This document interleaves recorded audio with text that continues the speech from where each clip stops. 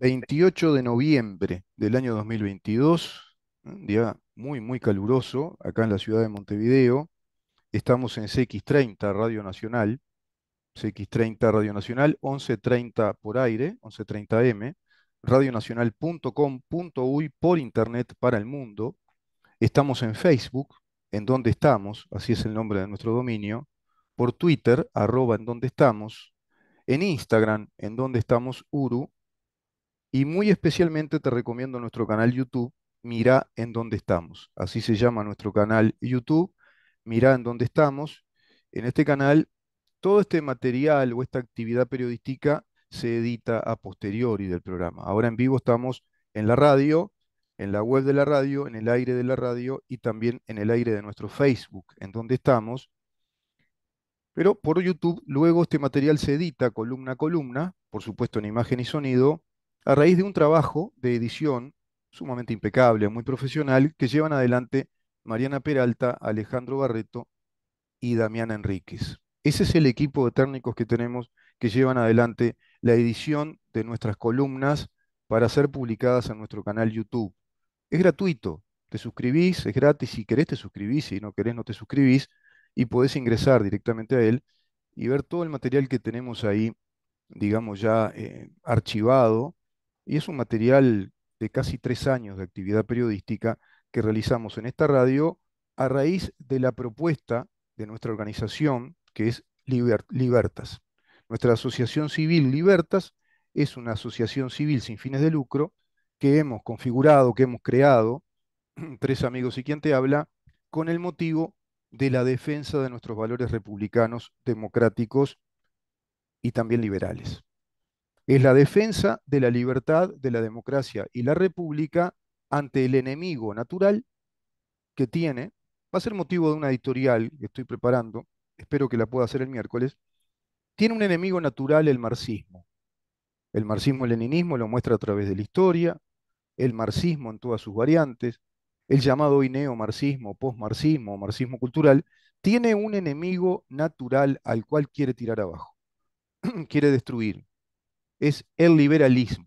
Vamos a explicar de qué se trata el liberalismo, porque en Uruguay no están las cosas claras, dado que desde la genética bayista, ya desde el año 1913 en adelante, Uruguay asiste al ocaso de las ideas liberales que configuran a la constitución original, nuestra primera constitución, y digamos la intención de Estado. Claro, aquel salvajismo, aquel Uruguay salvaje, tampoco estaba a la altura de entender a cabalidad las ideas liberales, que son básicamente las que cimentaron el Estado de Derecho, la concepción de un Estado federal, republicano, democrático como los Estados Unidos, la concepción de las repúblicas democráticas, la concepción de la separación de poderes y el arco de control de los poderes, el Estado en su razón de ser como el guardián, el protector de nuestras libertades y no el Estado tutor que participe en todas las actividades económicas y sociales. Ese ya es otro tipo de Estado, es el Estado social de derecho, es un Estado socialista reformista, que si bien no admite la lucha de clases, es un socialismo no marxista que apela también a componentes colectivistas y el Uruguay los tiene acarradas, a montones. Y eso está en la genética uruguaya. El Estado liberal es otra cosa, es un Estado a la expresión de la razón de ser del Estado. Los partidarios del estatismo hablan del Estado mínimo cuando hablan del Estado liberal. En verdad no es un Estado mínimo, sino que es un Estado eficiente que da las garantías y todo el marco jurídico que corresponda para garantizar, estimular y propender al desarrollo económico de las actividades económicas que la sociedad libremente organizada debe llevar adelante. Vamos a hablar de todo eso. Ese mundo que defendió Winston Churchill cuando tuvo que enfrentarse a un dictador, a un energúmeno, a un desastre de régimen como fue el nazismo, pero que a su vez venía acompañado de otro desastre, que era el régimen comunista de la Unión Soviética. Estamos aguardando la presencia de la doctora Rosa Ataza. Ella es presidente de la Sociedad de la Libertad en Perú, es una especie de enclave del liberalismo en Latinoamérica. Se pretende que Lima sea la sede de un movimiento liberal para todo el continente que de algún modo tenga la función de ser la contrapartida ante esta embestida desde el año 90 de la internacional comunista o marxista del Foro de San Pablo y el Grupo de Puebla, que ha intoxicado los regímenes políticos del continente, que ha fortalecido y organizado a las izquierdas de todos nuestros países, por supuesto, enquistadas en el sistema democrático electoral. Nuestro país es el PCNT-FA, hoy por hoy, ya una fuerza radical marxista y, por supuesto, por entero afiliada prácticamente de sus inicios al Foro de San Pablo y al Grupo de Puebla, con sus referentes, con sus principales referentes, entre ellos José Mujica, que integran a modo de prácticamente los popes, los referentes consultantes o consultores de esas organizaciones de izquierda marxista. Esa internacional que concibieron Fidel Castro e Ignacio Lula da Silva apenas cayó la Unión Soviética en vista de que la internacional comunista iba a perder fuerza.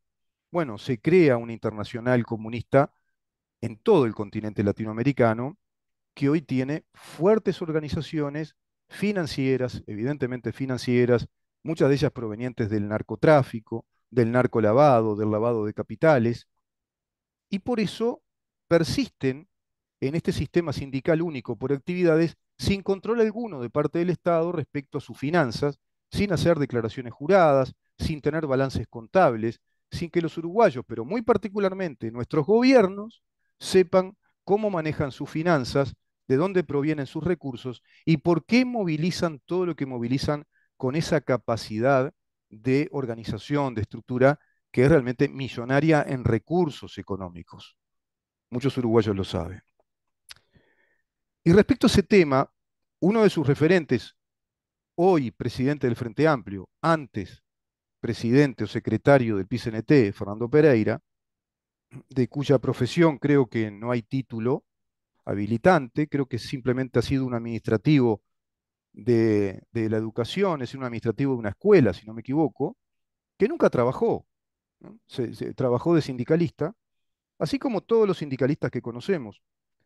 Fernando Pereira, que miente ya a partir de ahí, ¿no? Que miente que es trabajador pero nunca trabajó, que viajan, que hacen viajes muy caros, que ha ido a España más de una vez, que se organizó con Pablo Iglesias, el comunista de Podemos, hijo del comunista fundador del Partido Socialista Obrero Español, que quiso tirar abajo y quieren tirar abajo la República Española, que plantean el separatismo catalán.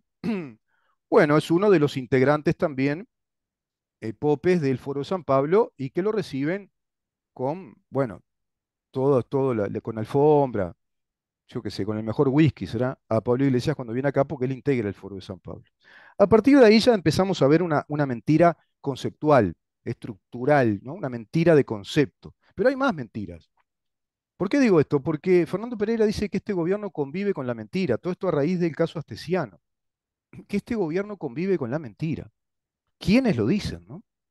Fernando Pereira, que integró la campaña contra la LUC, la campaña de referéndum, por ejemplo, y en esa campaña contra la LUC, de parte de la oposición, PCNT-FA, se nos dijo que la ley de urgente consideración iba a privatizar la educación. Mentira, ¿no? Diría el cantante de la ley, el grupo chileno.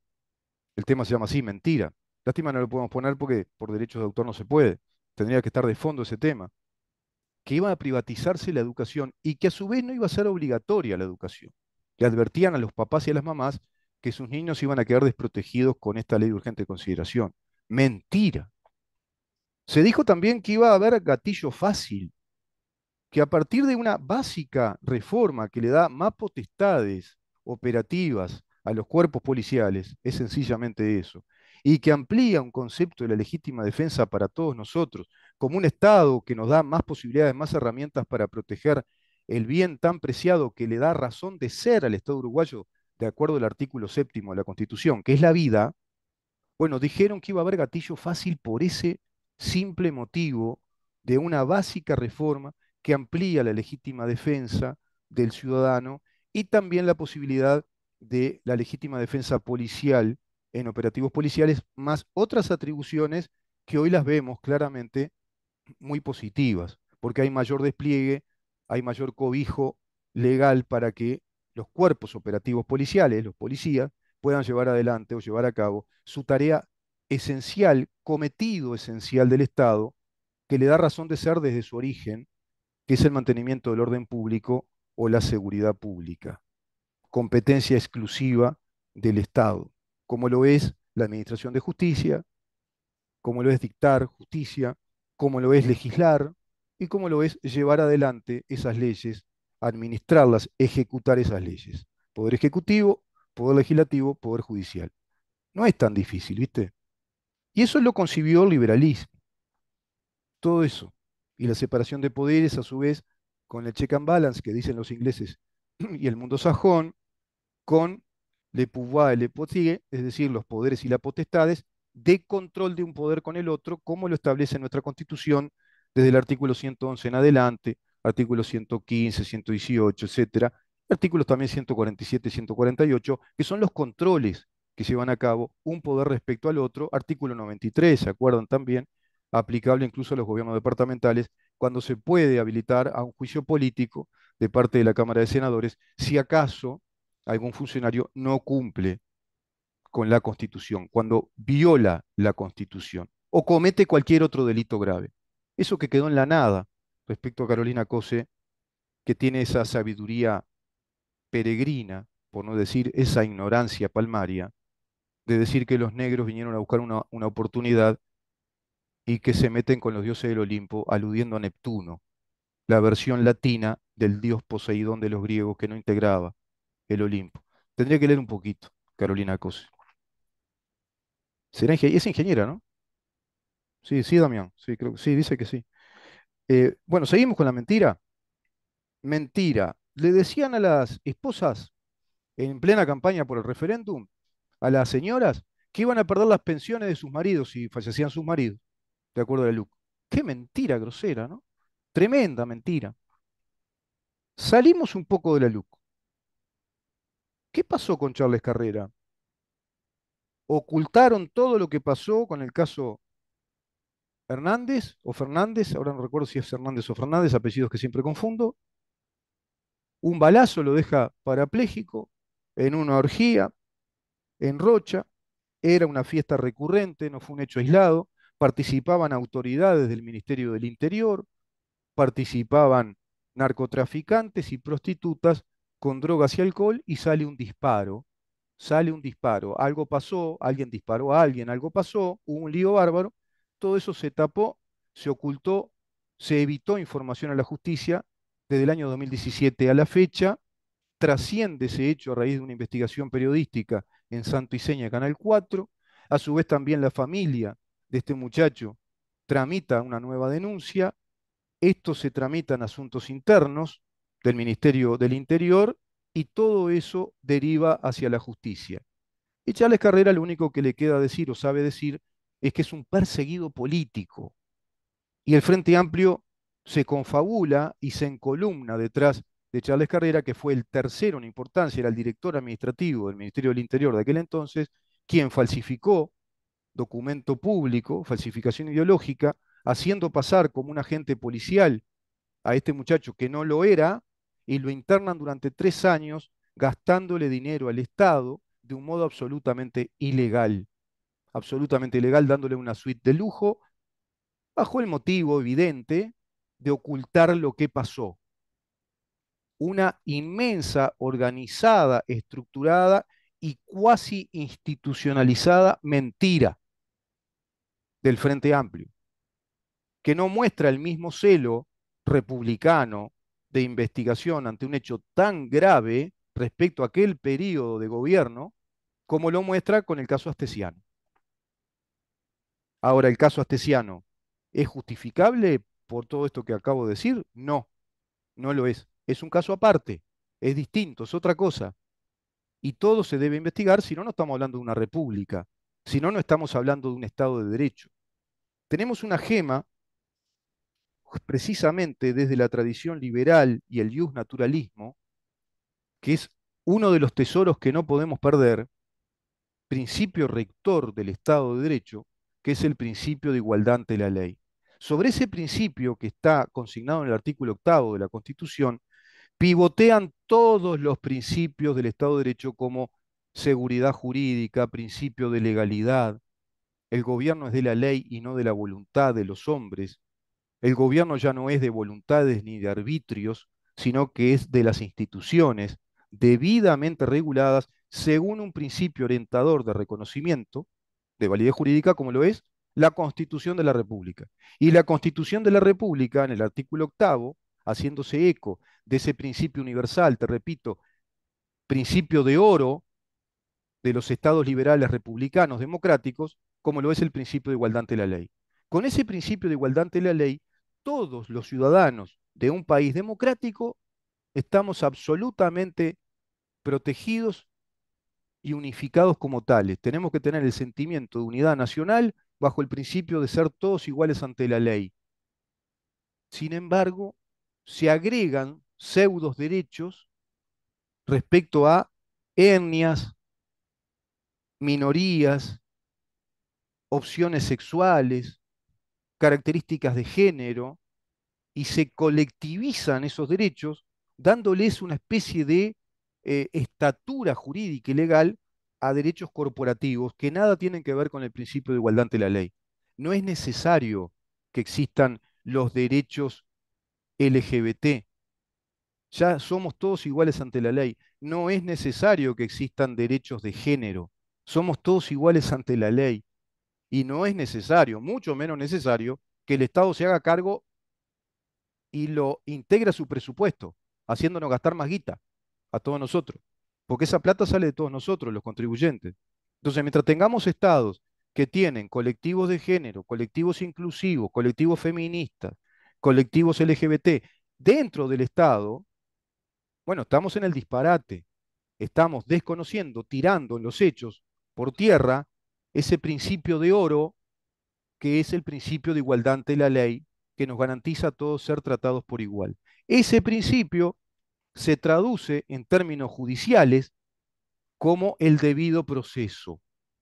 Es decir, todos debemos ser objeto de un debido proceso si acaso tenemos una situación que nos lleve a tramitarla en la justicia. Y todos somos presuntos inocentes hasta que se demuestre lo contrario, ante un juez de garantías, imparcial, eminentemente técnico y aleatorio, que no conozca el caso de antemano y que comience a investigar qué es lo que pasó y de acuerdo a la prueba suficiente o el convencimiento suficiente, según la carga probatoria que el juez pudo investigar, inclusive a disposición también de los fiscales, recién ahí abrir a un juicio. Eso lo tiraron abajo durante los gobiernos de Frente Amplio con la anuencia de muchos legisladores de la oposición de aquel entonces que hoy son gobierno. Y no se animan siquiera a hacer una pequeña reforma del Código del Proceso Penal, como la va alentando valientemente el doctor Gustavo Subía con los doctores Luz y Colman, por lo menos para aproximarnos otra vez y reconquistar este principio de oro, que es el principio de igualdad ante la ley, que se traduce en seguridad jurídica, principio de legalidad y el debido proceso en términos judiciales. ¿Vieron cómo se desconfiguró el Estado de Derecho? Y se desconfiguró con la complicidad y la anuencia de los legisladores que hoy forman parte del gobierno, porque dentro de las filas de los partidos que integran la coalición también están los colectivos LGBT, también los colectivos de género, que plantean peregrinas legislaciones como legislaciones de paridad, leyes de cuota, que sea obligatoria la parificación, la cuotificación de mujeres y hombres para integrar una lista de partidos políticos, por ejemplo, que sea obligatoria la lista de tantas mujeres y tantos hombres para postularse a un trabajo público. Y hoy por hoy lo que plantea el director de Servicio Civil, el economista Conrado Ramos, me parece interesante, es decir, que ya no haya sorteo, por lo menos, es decir, que se presenten currículums y de acuerdo a la experticia que muestran esos currículums, recién ahí que ingresen a un concurso y a través de ese concurso, es decir, una especie de casting, el Estado admita a determinados funcionarios de acuerdo a la función que específicamente les va a otorgar. Porque en definitiva el funcionario público, de acuerdo a la Constitución y la ley orgánica del funcionario público, es un subordinado al Estado, es un subordinado respecto a los cometidos que el Estado se plantea realizar según competencias exclusivas que establece la Constitución cuando nos habla del Poder Ejecutivo.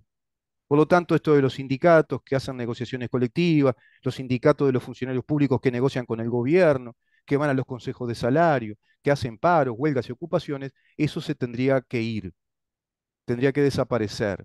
Muy difícil, porque esto lo tenemos desde la genética ballista, todo esto de la carterización de los sindicatos muy vinculados a los gobiernos, porque José Valle Ordóñez fue un socialista que apoyó los sindicatos de su época, inclusive, fue muy criticado, muy cuestionado, pero integra al Uruguay a un proceso de pensamiento colectivista, socialista, a través de pensadores como Bernstein, por ejemplo, y un pensador inglés, norteamericano, perdón.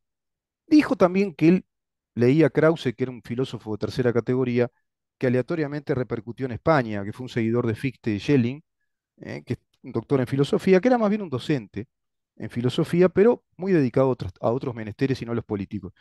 Este es el Uruguay que tenemos hoy. ¿En dónde estamos? En esta situación. Yo ayer miraba la película una vez más en las horas más oscuras y es impresionante lo que requiere la defensa de la libertad, como dijo Thomas Jefferson. La libertad nos exige el precio de defenderla todos los días. La libertad exige ese precio. Churchill lo entendió en una dramática situación histórica, lo entendió el rey, que lo apoyó en esa decisión de enfrentar a ese energúmeno, a ese tirano, a ese asesino brutal que era Hitler, y lograron sacar adelante prácticamente en soledad esa heroica isla de aquel entonces al modelo de libertades occidentales que estaba realmente hackeado, estaba realmente por caer. Como lo quiere o lo pretende hacer ahora Vladimir Putin, provocando una situación similar con un poderío distinto del lado occidental, evidentemente. Pero dentro de nuestros países tenemos hackeado el sistema occidental de vida. Y lo tenemos a través de estas izquierdas organizadas, de estas izquierdas marxistas que están llevando adelante la revolución del socialismo del siglo XXI, organizados, estructurados, pautados desde el Foro de San Pablo y Grupo de Puebla, que a su vez integran una gran internacional masónica de la izquierda. No es toda la masonería, pero una gran masonería integrada a los planes reformistas del progresismo internacional que plantea todos estos disparates institucionales como los derechos colectivos o los derechos sociales de estos colectivos que seducen que van a ser emancipados, les seducen con que van a ser más libres si se rompe el modelo de los estados republicanos liberales de derecho. Qué disparate, ¿no? Qué dañina que es esta ideología tóxica, totalitaria, que siempre vuelve sobre sí misma para interpretar la realidad. Hablo del marxismo. Por eso van a escuchar siempre a Fernando Pereira decir lo mismo, a Marcelo Dalla siempre decir lo mismo, porque ellos tienen 24 palabras, que son 24 consignas, que van a volver sobre sí mismas para caprichosamente interpretar la realidad. Pero el liberal sabe muy bien que la realidad es dinámica, es trágica, y la sabiduría es hija de la imperfección. La sabiduría existe si existe la duda. La sabiduría existe cuando uno conformó una idea y la cuestionó y se la autocuestiona. Uno mismo debe ser el contrincante de su propia idea y ese 100% de la idea quizá quede en un 10% de certeza. Y esa nueva idea vendrá con otra idea que tendrá que ser cuestionada igual y así en una suma de 100% de ideas que nos quede un 10% de cada una, ya vaya que es importante, en ese ejercicio trágico de debate interno permanente, de luchas internas, porque la sabiduría no es pacífica. La sabiduría es la mamá, es la hija, perdón, de su mamá, que es la verdad. La verdad es la mamá de la sabiduría. Y tiene otra hija, la verdad, que es la libertad. La sabiduría es hermana de la libertad. No hay libertad si no hay desarrollo intelectual, si no hay desarrollo del conocimiento, si no hay desarrollo de la experiencia sobre la base de la propia reflexión. Cualquiera es sabio, ¿eh? No es necesario ser académico. La sabiduría es un don, tenemos un don que Dios nos dio, que es el desarrollo posible de la sabiduría. El pensamiento crítico, el pensamiento analítico, la reflexión, la meditación, los puntos de inflexión sobre nosotros mismos y estar abiertos a la negociación de nuestras ideas, de nuestras percepciones. Pero si acaso hay un sistema de idea, una ideología que esto no lo admite y que quiere tirar abajo este modelo de vida, de la libre discusión de las ideas, ese modelo no tendría que existir en un sistema democrático. Y esas son las ideologías. Lo dijo muy bien esto Stuart Mill, lo repasa muy bien en la historia el doctor Ramón Díaz, eminente jurista uruguayo, economista académico, del cual estoy leyendo un libro formidable, un libro de excelencia que es Historia Económica del Uruguay. Y Ramón Díaz precisamente establece que la idea de la libertad no admite ideología. La ideología es un sistema cerrado de ideas. Pero en esa inocencia del diccionario tenemos que trascender a la ideología marxista, que es peor. El marxismo es un sistema cerrado de ideas que interpretan al mundo y a la realidad de modo laudado, concluido. No admite ninguna negociación. Admite instalarse totalitariamente en el mundo para organizarlo a su saber y entender. Ese es el totalitarismo. Ese es el marxismo, marxismo-leninismo, marxismo trotskista, el marxismo que te guste más o el que te guste menos. Pero todo lo que es marxista es totalitario porque no admite todo esto otro que te acabo de decir, que son nuestras gemas, nuestros tesoros de la épica racional de Occidente, que ya viene desde el Renacimiento y que se va acentuando en los siglos XVIII, siglo XIX, con toda la tragedia histórica, ¿no? Histórica que tenemos que saber. Por eso insisto que a los alumnos hay que darles contenido, conocimiento, que entiendan lo que significa vivir en un mundo libre, en un mundo liberal, democrático, republicano, o lo que significaría vivir en un mundo socialista, marxista, igualitarista, totalitario, sin libertades, porque no admite la negociación de las ideas. Y por eso se repiten a sí mismos y vuelven sobre las mismas ideas para caprichosamente interpretar distintas realidades. Qué tristeza, qué pobreza es el marxismo. Qué pobreza intelectual, qué triste que conviertan generaciones en ignorantes ideológicos. Es lamentable, y eso lo hicieron en la educación. Nos reencontramos mañana a partir de las 10 de la mañana para seguir preguntando en dónde estamos.